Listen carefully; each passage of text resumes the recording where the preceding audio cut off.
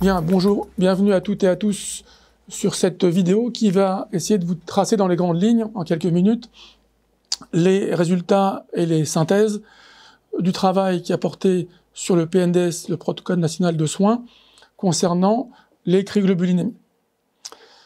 Donc le plan de cette vidéo va être le suivant. Je vais vous tracer les grandes manifestations cliniques et biologiques de cette maladie, puis j'aborderai quelques facettes physiopathologiques, et puis les éléments diagnostiques, cliniques, mais aussi et surtout biologiques, et puis je finirai par les grands axes des stratégies thérapeutiques en fonction des différents types de cryoglobulines.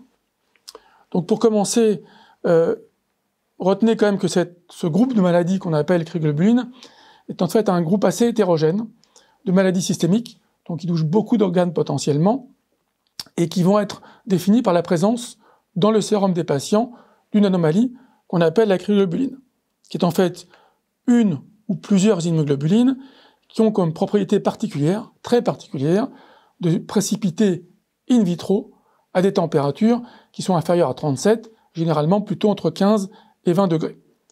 Donc cette particularité biologique fait le point commun des maladies qu'on va avoir dans ce PNDS.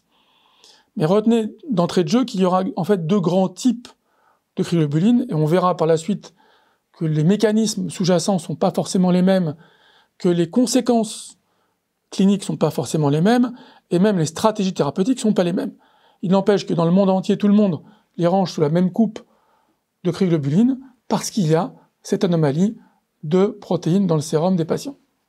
Et donc les grands types sont les cryoglobulines de type 1. Pourquoi de type 1 ? Parce qu'elles sont toutes caractérisées par la présence d'un pic monoclonal, donc une immunoglobule monoclonale dans le sérum des patients, ce pic portant l'activité cryoglobuline. Donc ça c'est le type 1. Et puis, il y a les types 2 et 3 en chiffres romains, qu'on appelle cryoglobulinémie mixte. Pourquoi mixte ? Parce que c'est un mélange de plusieurs immunoglobulines. Dans le type 3, toutes ces immunoglobulines sont polyclonales, et dans le type 2, c'est un mélange d'une cryo de type 3 et de type 1, donc d'une polyclonale et d'un composant monoclonal, dans la type 2. Donc vous aurez les cryos mixtes de type 2 avec un composant monoclonal, cryos mixtes de type 3 avec que des composants polyclonales. Et à l'opposé, les cryos de type 1 qui sont, elles, avec du monoclonal pur. On verra par la suite que c'est une importance non seulement diagnostique, mais pronostique, car les maladies sous-jacentes qui vont être à l'origine de la production cryotype 1 ou cryo mixte sont très différentes. Donc, pour vous donner déjà un aperçu de l'importance de ces classifications type 1 versus cryo mixte, il y a 2 ou 3, il y a des conséquences diagnostiques, mais aussi pronostiques, et aussi étiologiques, puisque les maladies qui sous-tendent la production de cryotype 1 sont uniquement des hémopathies lymphoïdes B, qu'elles soient bénignes ou malignes. Les cryotypes 2 ou 3, le champ des causes est beaucoup plus vaste, mais pour résumer les choses, on a les maladies virales, et notamment le virus de l'hépatite C, mais aussi plus rarement le virus de l'hépatite B ou VIH, une autre grande case qui sont les maladies auto-immunes, et puis certaines maladies hématologiques B qui peuvent également donner des cryotypes 2, cryomixtes. Donc voilà pour le grand cadre. Maintenant rentrons dans les éléments diagnostiques, et donc c'est une maladie qui est très hétérogène, très polymorphe, parce qu'il y a beaucoup d'organes qui peuvent être potentiellement touchés, qui sont autant de modes d'entrée dans la maladie, et donc de recrutement en fonction des spécialités des médecins qui prennent en charge les patients. Je vais vous les décrire par ordre de fréquence décroissante, les manifestations, pour que les choses soient plus claires. Donc la première manifestation par fréquence, c'est l'atteinte cutanée, et le grand symptôme cutané, c'est le purpura, qui est un purpura vasculaire, prédominant ou démarrant aux membres inférieurs, mais qui peut s'étendre à l'ensemble des membres inférieurs, parfois à la partie basse de l'abdomen, très rarement aux membres supérieurs. C'est un purpura vasculaire, donc un purpura infiltré, qui peut évoluer par poussée, en laissant une séquelle comme une dermitocre, et qui peut ou non donner des nécroses cutanées, parfois très délabrantes, et les formes très nécrotiques sont très évocatrices de cryo de type 2 ou de type 1, et pas tellement de type 3. Il peut y avoir aussi des nodules ou des nodosités, du livédo au niveau cutané, tous éléments qui sont évocateurs de cette vascularité. Le second type d'organe touché, ce sont les articulations, et donc les manifestations articulaires sont des atteintes de type inflammatoire, donc c'est une polyarthrite inflammatoire, généralement avec peu ou pas de synovite, et qui touche les grosses articulations, qui est généralement bilatérale et symétrique. Donc qui mime un peu une polyarthrite rhumatoïde, sauf que rarement de synovite, sauf que pas de déformation, pas de destruction osseuse. Troisième type de manifestation, c'est les atteintes neurologiques, essentiellement neurologiques périphériques. Et donc c'est une mononeuropathie multiple ou une polyneuropathie distale sensitive ascendante. Les deux formes peuvent se voir. Le plus souvent, une polyneuropathie sensitive 8 fois sur 10, mononeuropathie multiple 2 fois sur 10. La particularité de cette atteinte neurologique est elle démarre toujours, quand c'est une neuropathie sensitive, par une atteinte sensitive pure, qui pourra secondairement se compliquer par une atteinte motrice, mais au départ, elle est sensitive. Quand c'est une mononeuropathie multiple, dans ce cas-là, c'est comme dans les mononeuropathies habituelles des vascularites systémiques, c'est-à-dire d'entrée de jeu, les patients sont déficitaires et sur le plan moteur et sur le plan sensitif. Quatrième type d'organe touché, c'est le rein. Et au niveau du rein, c'est une néphropathie glomérulaire de type membranoproliférative, qui va donc se manifester par une protéinurie glomérulaire, volontiers néphrotique, une hématurie, une hypertension artérielle, avec ou sans défaillance de la fonction rénale, avec ou sans hypertension artérielle. Et sur le plan histologique, il y aura effectivement cette atteinte très particulière qui est un aspect en double contour au niveau de la membrane basale glomérulaire, qui témoigne de cette atteinte membrano-proliférative. Membrano voulant dire qu'il y a un épaississement de la membrane basale, proliférative voulant dire qu'il y a une atteinte, un infiltrat cellulaire. Ce qui m'amène à vous parler de l'infiltrat cellulaire qui est très particulier et de l'aspect pathologique, pathologique qui est très particulier dans cette vascularite, car dans cette vascularite, quel que soit l'organe qui est touché, notamment dans les cryos de type 2 et 3, les mixtes, on va avoir une vascularite qui touche les vaisseaux de petit calibre ou de moyen calibre, et l'infiltrat, les particularités sont que l'infiltrat est très périvasculaire et très peu intravasculaire, donc il touche assez peu la paroi, mais il infiltre, il entoure, il engaine en manchon le vaisseau qui est touché. L'autre particularité, c'est que l'infiltrat est fait pratiquement que de lymphocytes, et de lymphocytes T, et de type TH1. Donc, pas beaucoup de polynucléaires, de macrophages, d'éosinophiles, beaucoup de lymphocytes T, qui engainent en manchon les vaisseaux, les petits vaisseaux. Ces différentes caractéristiques permettent clairement de différencier cette vascularite de toutes les autres vascularites.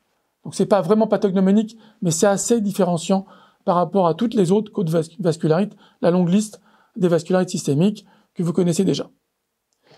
Après, il y a d'autres atteintes qui peuvent se voir au cours de cette maladie, puisque tous les organes peuvent être touchés, qui la vascularite cérébrale, qui la vascularite cardiaque avec des vrais coronarites au niveau cardiaque, ou même des atteintes digestives avec des vraies vascularites mésentériques qui peuvent conduire à des catastrophes digestives, de perforation et autres complications. Retenez aussi que deux autres manifestations qui sont peut-être des complications, à vrai dire, de cette maladie. Première complication, c'est le risque de développer une lymphoprolifération B maligne. Et le risque de développer un lymphome chez les patients qui ont une cryo est de l'ordre de 20 à 30 fois plus important que les populations témoins. Donc un très fort risque de développement de ce lymphome. Je vous dirai après pourquoi.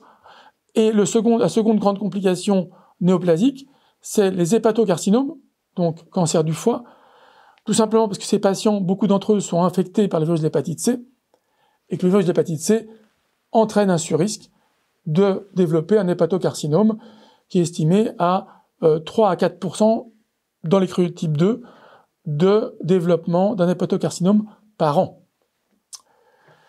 Une fois que vous avez compris ce que sont les atteintes cliniques, il faut savoir comment on fait un diagnostic, et vous avez compris qu'il y a un marqueur biologique, qui est la présence de cette cryoglobulinémie. Et vous devez comprendre et savoir qu'il y a quelques éléments logistiques indispensables pour ne pas rater cette recherche de cryoglobuline. La cryo peut précipiter quand elle n'est plus, en in vitro, quand elle n'est plus dans le sang du patient au niveau du tube de prélèvement. Et la température de précipitation est très variable. Donc la technique, la logistique, pour essayer d'optimiser la recherche de cette cryoglobuline est la suivante. Le prélèvement est fait à température ambiante, et dès que le tube est prélevé, il est mis au chaud.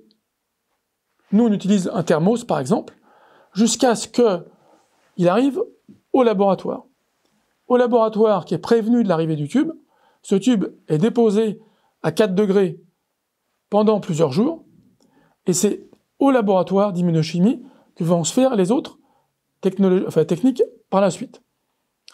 Si on ne fait pas cette stratégie, on risque de perdre au passage la cryoglobuline.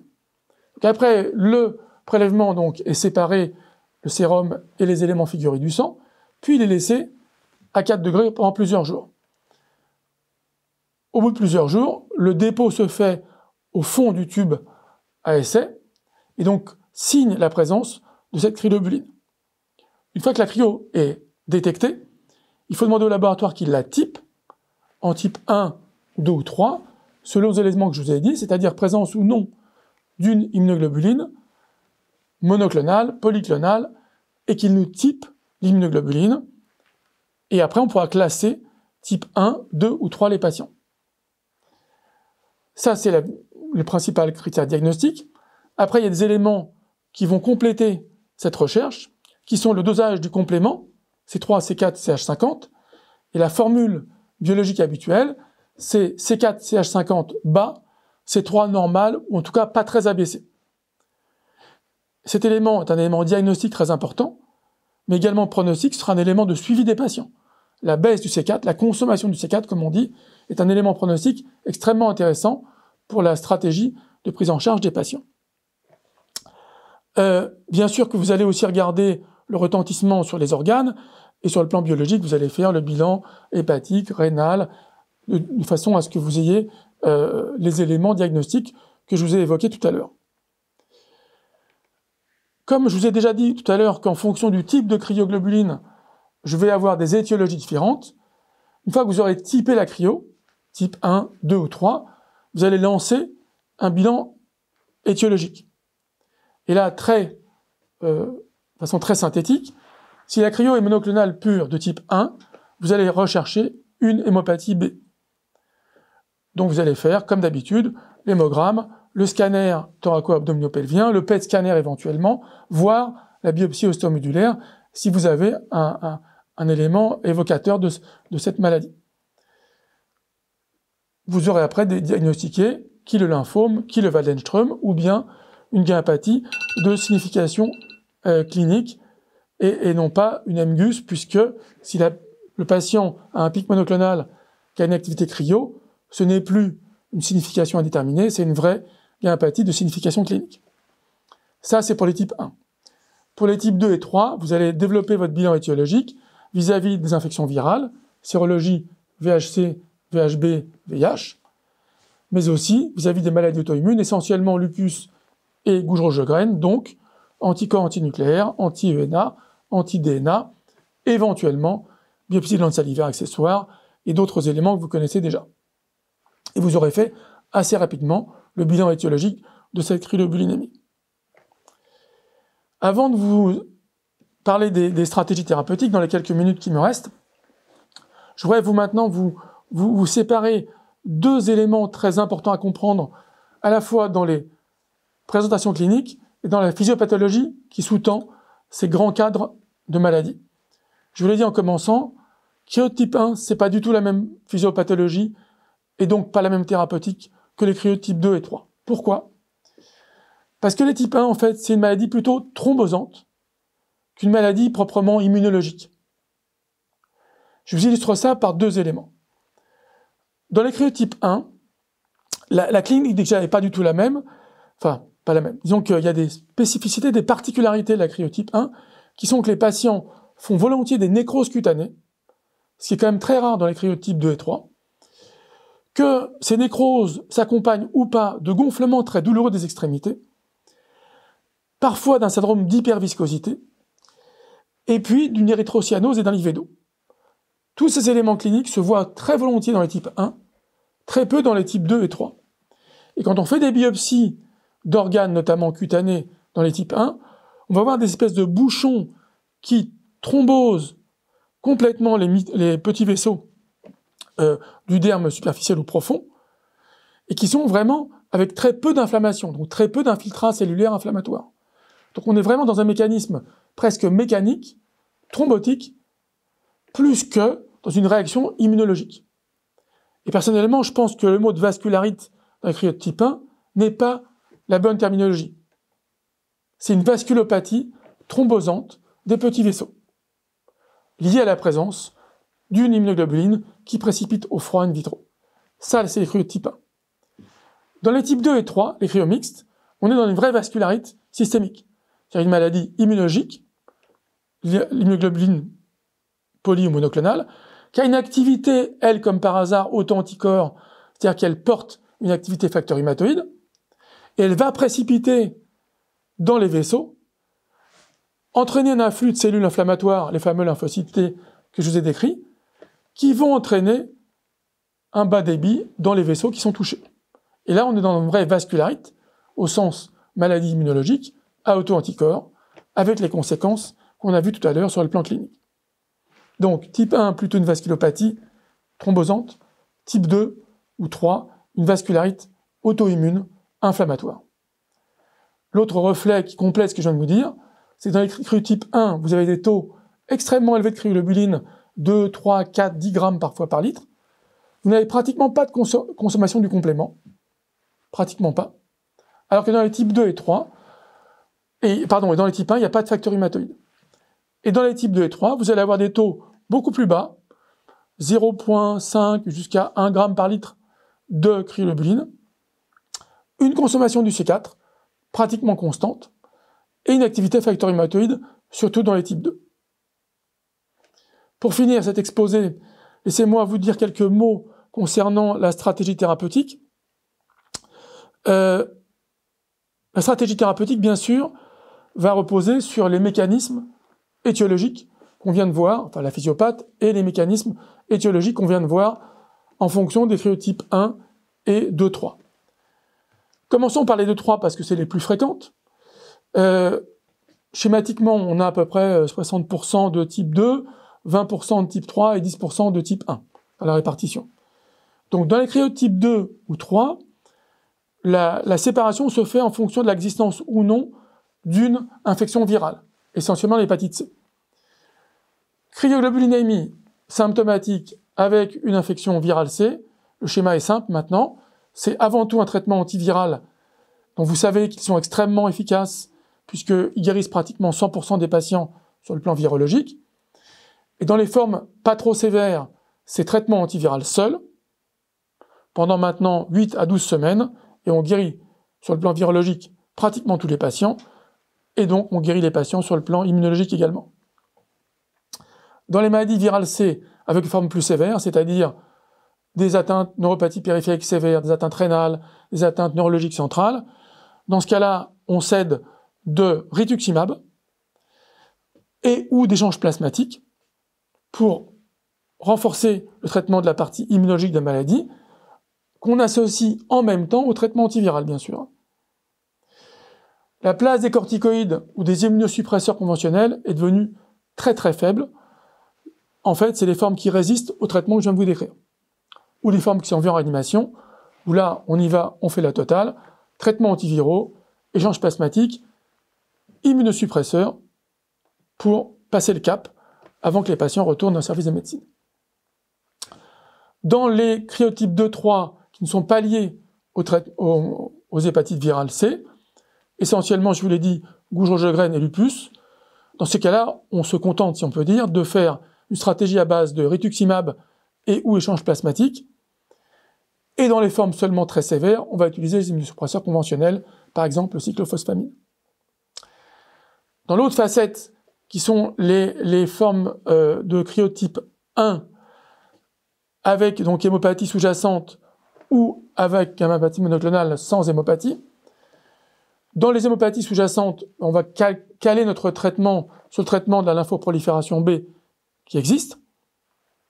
Dans les hémopathies monoclonales qui ne sont pas avec lymphome sous-jacent, on va essayer de se caler en fonction de l'isotype de la cryoglobulines. Isotype IgM, on va plutôt cibler le lymphocyte B et là utiliser effectivement rituximab ou les anti-B plus modernes, obinutuzumab par exemple. Quand il s'agira d'isotypes de type IgG et pas IgM, on va essayer plutôt d'utiliser les traitements antiplasmocytaires plutôt que les traitements anti-lymphocytes B. Donc vous avez compris au total que cette maladie est une maladie systémique, qu'elle peut toucher tous les organes, que la physiopathologie complexe est différente en fonction du type de la cryo. Il est donc indispensable de non seulement de la doser pour avoir un diagnostic, mais de la typer pour guider la stratégie thérapeutique.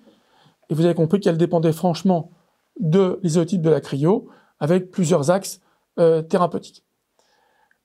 La stratégie thérapeutique et diagnostique doit s'appuyer sur les centres experts, notamment ceux des filières, parce que de temps en temps, et même régulièrement, ces patients sont discutés en RCP pour adapter au mieux la stratégie thérapeutique. Et pour finir, je voudrais bien entendu remercier les différents médecins qui ont participé à la rédaction de ce PNDS, mais aussi tous les autres médecins collaborateurs qui ont relu, modifié, et vous verrez dans la liste qui est jointe à ce diaporama, la longue liste des collaborateurs qui vous témoignent encore une fois du caractère multidisciplinaire de cette prise en charge et qui est juste indispensable, qui va du médecin généraliste, médecine primaire, aux différents spécialistes d'organes, dont vous verrez la longue liste à la fin de cet exposé. Merci encore à tous.